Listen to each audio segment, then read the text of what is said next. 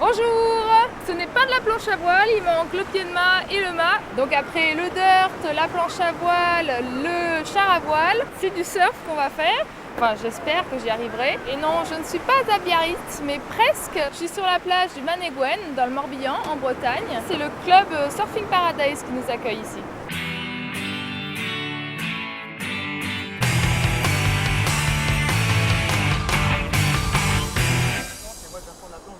Ça fait combien de temps que vous êtes implanté ici à Quiberon?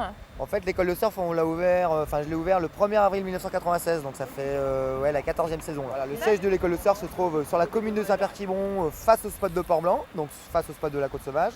90% des cours ont lieu sur cette plage-là, donc la plage de Manégouen. Donc la plage de Manégouen se trouve sur la commune de Plouarnel. Et 10% des cours ont lieu sur la plage de Port-Blanc ou de Port-Barra, donc sur la commune de Saint-Pierre. Quand il n'y a plus de vagues ici, on se déplace là-bas. Là-bas, ça surfe qu'à marée basse et les vagues sont 2 fois plus grosses qu'ici. Donc quand il n'y a pratiquement plus de vagues ici, on a quand même de quoi donner des cours là-bas. J'ai fait du surf il y a déjà quelques années, mais après des après-midi entières à me faire brasser dans la mousse, j'ai décidé de passer au bodyboard, la biscotte, beaucoup plus facile. Aujourd'hui, j'ai l'occasion de prendre un cours. Les conseils et exercices de Sylvain sont très efficaces. Mais c'est pas gagné. Allez, on va essayer.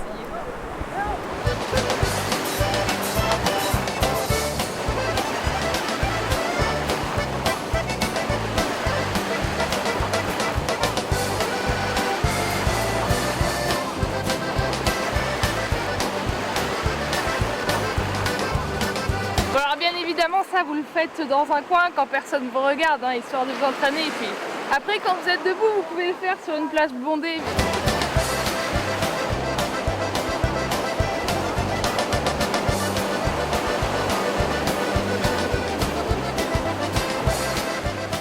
Il ne faut pas sauter des étapes, c'est justement ce que j'ai fait à mes débuts. Le plus important en surf, c'est la position sur la planche. C'est pourquoi le premier exercice du jour est primordial. Il faut être équilibré avant de partir au take-off. Ni trop en avant, ni trop en arrière. L'activité surf, il faut bien se rappeler quand même que c'est 98% allongé et ramé sur la planche de surf et 2% debout. Si vous voulez un jour ressembler à ça,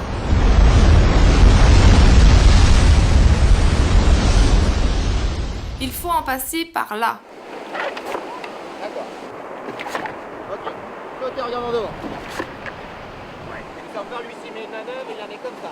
Il est en train d'accélérer. Après le stade allongé, vous pourrez enfin vous lever sur votre surf.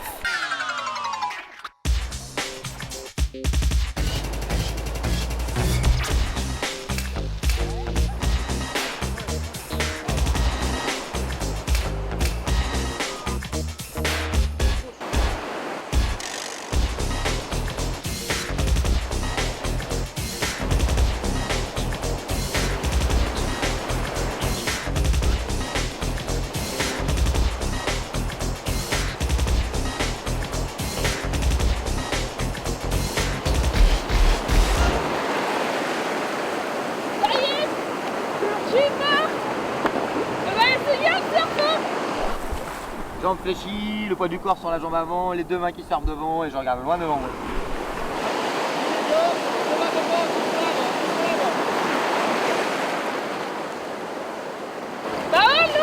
Mais le surf, ce n'est pas faire du tout droit. L'intérêt de cette pratique, c'est de suivre la vague.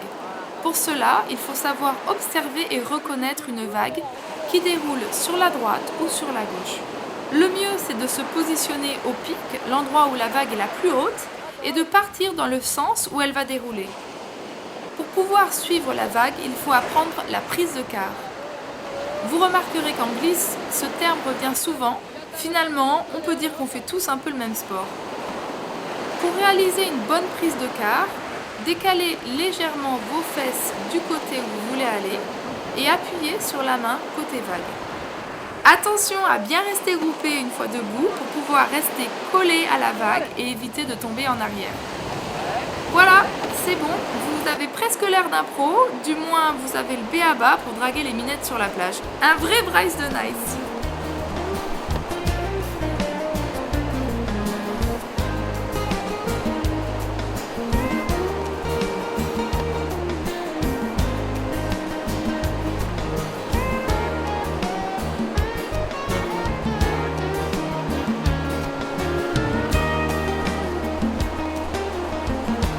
peut arrêter le surf pendant 2 ans. Si on revient 2 ans après et qu'on recommence, on sait faire la même chose que ce qu'on avait appris 2 ans auparavant. C'est comme le vélo, ça s'oublie pas. Ah bon, bah génial.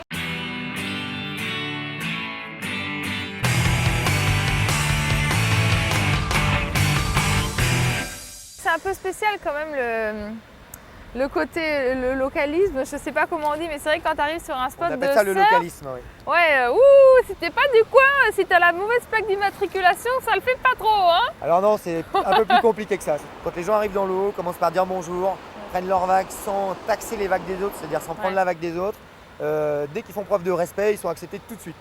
Ouais, il y a un code à respecter alors. Voilà. Tu m'as raconté que il y avait un phénomène d'érosion là ici au niveau des dunes et que vous participiez au remblai chaque année. Nous, on utilise une partie de la dune pour donner les cours de surf pendant la saison estivale de manière à faire sécher les combinaisons.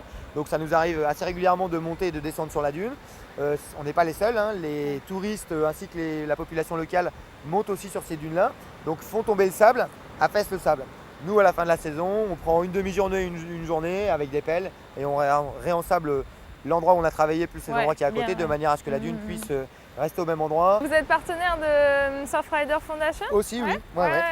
On est non, c'est partenaire. vrai que c'est important parce que en fait, il y a plein de gens qui font des sports de pleine nature et puis finalement, ils sont pas si écolos que ça, quoi. Ouais. Là, tu me disais que c'est vrai que si chacun ramène un petit papier qui traîne, Nous, on a une toujours centaine ça, d'élèves quoi. par jour et on leur demande de repartir avec un papier chacun de la plage.